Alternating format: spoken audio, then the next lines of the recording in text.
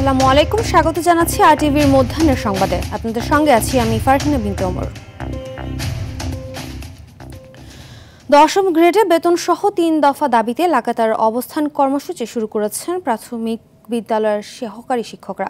সকাল থেকে রাজধানীর কেন্দ্রীয় শহীদ মিনারে 4টি সংগঠন থেকে প্রাথমিক শিক্ষক দাবি বাস্তবায়ন পরিষদের ব্যানারে অবস্থান করছেন তারা। অন্য দুটি দাবি হলো চাকরির 10 ও 16 বছর পূর্তিতে উচ্চতর গ্রেড পাওয়ার জটিলতা দূর করা এবং শতভাগ বিভাগীয় পদোন্নতির নিশ্চয়তা প্রদান। এর আগেও একাধিকবার আলোচনা হলেও সমাধান হয়নি। এ কারণে দাবি আদায় না হওয়া পর্যন্ত তারা আন্দোলন চালিয়ে যাওয়ার হুঁশিয়ারি দিয়েছে সহকারী প্রাথমিক বিদ্যালয়ের এই শিক্ষকরা।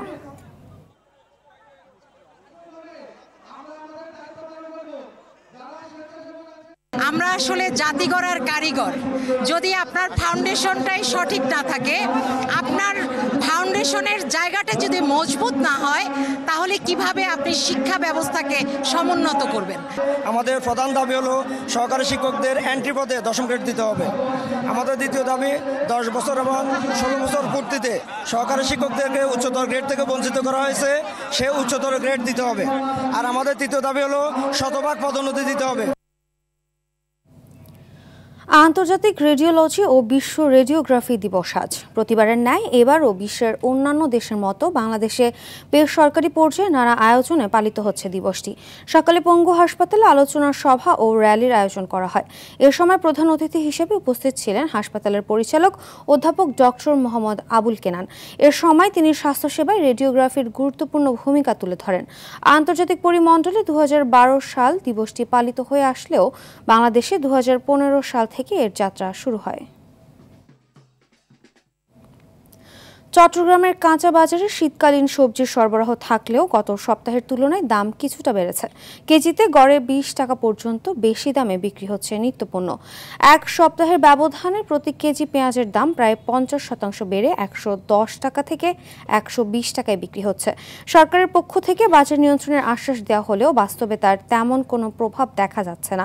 এদিকে একদিনের ব্যবধানে দিনাজপুরের হিলিতে খুচরা বাজারে দাম বেড়েছে দেশি পেঁয়াজের, কমেছে আদা, রসুন ও ডিমের দাম। তবে কাঁচা বাজারে বিভিন্ন সবজির দাম 20 টাকা থেকে 50 টাকা পর্যন্ত কমেছে। বাজার পরিস্থিতি নিয়ে আরো জানাতে চট্টগ্রাম থেকে সরাসরি যুক্ত হচ্ছেন সহকর্মী সাইফুল মাহমুদ।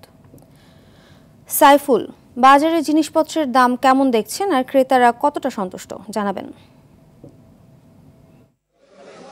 ফারহিনা, আসলে যদি বলে থাকি চট্টগ্রামের বাজার সবসময় কিন্তু ঊর্ধ্বমুখী, আজকেও কিন্তু তার ব্যতিক্রম ঘটেনি। এখনো পর্যন্ত এখানকার যারা ক্রেতা আছে তারা কিন্তু আমাদেরকে বলেছেন এখন একেবারে শীতের মৌসুম, বাজারে কিন্তু নতুন নতুন সবজিতে কিন্তু ভরপুর। এরপরও কিন্তু আসলে সবজির দাম কিন্তু খুবই বৃদ্ধি। আমি দু একটা সবজির কথা যদি বলে থাকি, ফুলকপি বিক্রি হচ্ছে 120 টাকায়, বাঁধাকপি পাতাকপি বিক্রি হচ্ছে 110 টাকায়, টমেটো বিক্রি হচ্ছে 120 টাকায়, পটল বিক্রি হচ্ছে 80 টাকা থেকে 90 টাকার মধ্যে, এবং বেগুন, গোল বেগুন সেটা বিক্রি হচ্ছে 80 টাকা থেকে 90 টাকার মধ্যে, ভেন্ডি বিক্রি হচ্ছে তাও 80 টাকায়, বরবটি বিক্রি হচ্ছে 80 টাকায়। চট্টগ্রামের বাজারে আসলে 80 টাকার নিচে কোনো সবজি নাই বললেই চলে। এবং একই সাথে ফার্মের মুরগি গত সপ্তাহের তুলনায় এই সপ্তাহে দাম বেড়েছে 10 টাকা। গত সপ্তাহে বিক্রি হচ্ছিল 170 টাকায়, এই সপ্তাহে বিক্রি হচ্ছে সেটা 180 টাকাতে।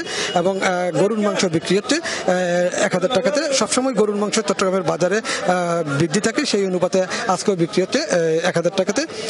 ফার্মের মুরগি এই তো বললাম 180 টাকা, এবং দেশি মুরগি বিক্রি হচ্ছে 650 টাকাতে। সোনালী মুরগি বিক্রি হচ্ছে 350 টাকা কেজিতে। এবং সব ধরনের মাছের দাম কিন্তু খুবই বৃদ্ধি। বিশেষ করে এখন কিন্তু ইলিশ মাছ বিক্রি হচ্ছে 2000 টাকা থেকে 300 টাকার মধ্যে, এবং লোট্টা মাছ বিক্রি হচ্ছে 300 টাকার প্রতি কেজিতে। সবচেয়ে যেটা কম দাম তেলাপিয়া, সেই তেলাপিয়াও বিক্রি হচ্ছে কিন্তু 180 টাকা থেকে 200 টাকার ভিতরে।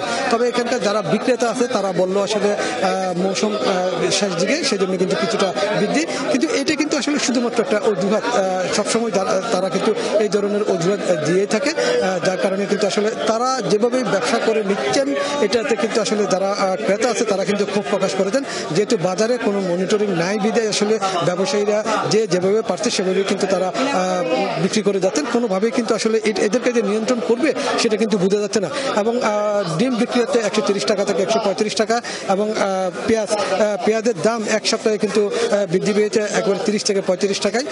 পাইকারিতে পেঁয়াজ বিক্রি হচ্ছে 110 টাকা 120 টাকা এবং সেই পেঁয়াজ খুচরাতে আমরা এখন জিজ্ঞেস করলাম সেটা বিক্রি হচ্ছে 125 টাকা থেকে 130 টাকার মধ্যে।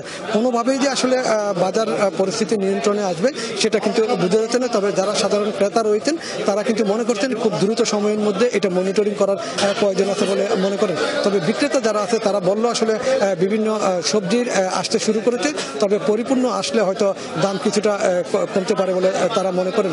তবে এই মুহূর্তে কিন্তু বাজার মনিটরিং এর উপরে গুরুত্ব দিচ্ছেন যারা সাধারণ ক্রেতা রয়েছেন তারা। তবে মনিটরিং কবে কোথায় হবে সেটা কিন্তু সুনির্দিষ্ট কোনো কিছুই কিন্তু আমরা সরকারের কাছ থেকে এখনো দেখতে পাইনি।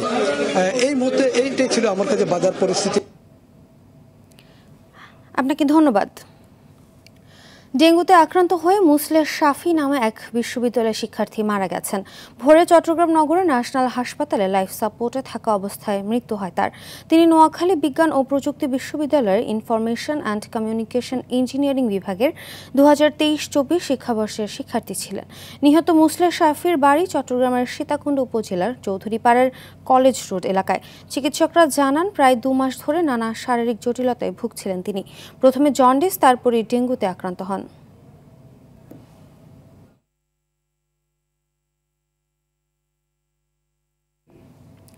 হবিগঞ্জের নবীগঞ্জ উপজেলার বনগাঁও নতুন জামে মসজিদের ভেতর ছুরিকাঘাতে ইমরুল মিয়া নামে এক মুসল্লি নিহত হয়েছেন। পুলিশ জানায় গত 22 আগস্ট জাভেদ মিয়া নামে এক যুবকের লাশ উদ্ধার করা হয়।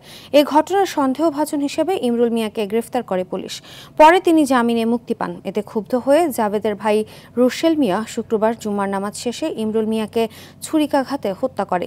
এদিকে চট্টগ্রামের মিরসরাইয়ে পুকুরের পানিতে ডুবে আলফাজ উদ্দিন আইয়ান নামে 2 বছরের এক শিশুর মৃত্যু হয়েছে। উপজেলার ইচখালী ইউনিয়নের মিঝি গ্রামে এ ঘটনা ঘটে।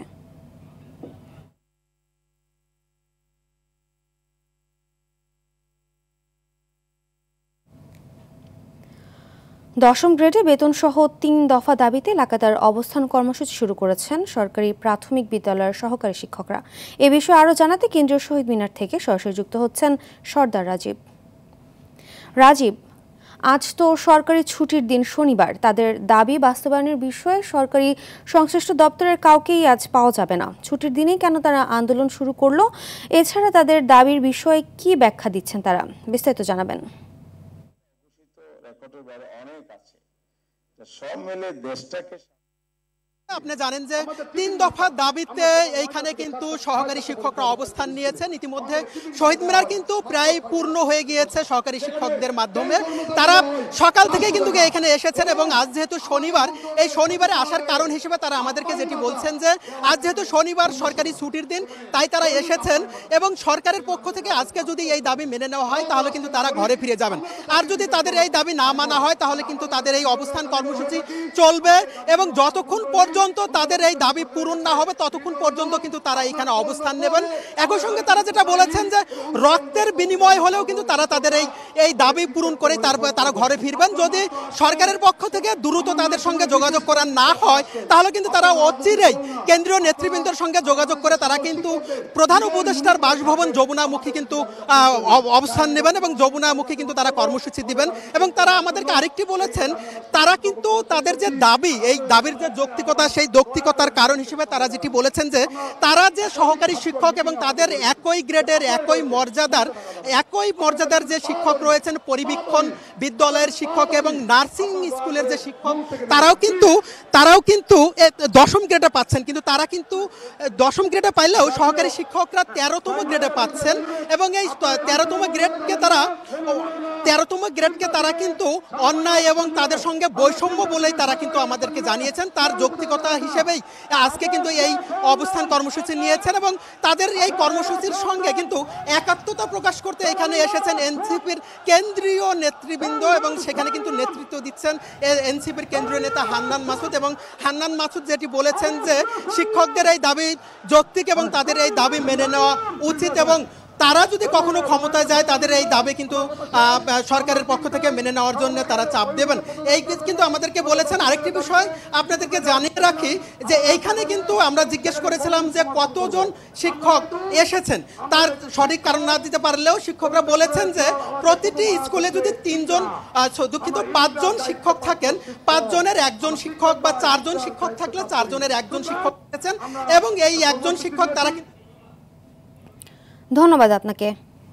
খেলার খবর। আজ ঢাকার জাতীয় স্টেডিয়ামে পর্দা উঠছে এশিয়ান আর্চারি চ্যাম্পিয়নশিপের। প্রতিযোগিতার রিকার্ভ ও কম্পাউন্ড মিলিয়ে মোট 10টি ইভেন্ট অনুষ্ঠিত হবে। পদকের লড়াইয়ে 30টি দেশের মোট 209 জন আর্চার এবার অংশ নিচ্ছেন। রিকার্ভে 54, কম্পাউন্ডে 38 জন মিলিয়ে এবারের অংশ নিচ্ছেন মোট 92 জন নারী। এছাড়া 80 জন কোচ, অফিসিয়াল ও 17 জন অতিথিও অংশ নিচ্ছেন এশিয়ান আর্চারির এবারের আয়োজনে। শনিবার শুরু হয়ে 14 নভেম্বর শেষ হবে মাঠের লড়াই। উদ্বোধনী দিনে রাজধানীর একটি 5 তারকা হোটেলে হবে এশিয়ান আর্চারির কংগ্রেস ও নির্বাচন। বিকেল 3টায় শুরু হয়ে শেষ হবে সন্ধ্যা 6টায়। সভাপতি পদে প্রতিদ্বন্দ্বিতা করছেন বাংলাদেশ আর্চারি ফেডারেশনের সদস্য কাজী রাজীব উদ্দিন আহমেদ চপল।